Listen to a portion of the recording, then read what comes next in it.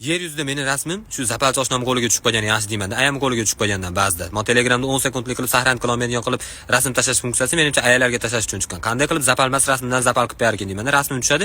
20 minutdan keyin storiesda turibman. Gulchambarning ichidan chiqib to'g'risi. Ayamni Telegramda storiesini meni Instagramda storyimdan ko'p odam ko'radi to'g'risi. Mahalladoshlar, guruhdoshlar, qarindoshlar simda hammasi bor harijadi. Rasm tushadi bo'ldi. Qarindoshlar guruhi bo'lsa ham 374 odamim bor. Asha opam qo'shgan bo'lsa kerak sizlarga ham, chunki opam hamma narsaga qo'shib yuradi. Dadam ham bittasi yaxshiroq narda o'ynasa ham qo'shib peshaveradi. Ash guruhiga 704 megabaytlik video keladi. 5 minutlik, bilasizmi? Hali qo'shiq, ukam degan qo'shiq tugaguncha faqat siz rasmlaringiz qilib turgan rasmingiz bo'ladi uning ichida.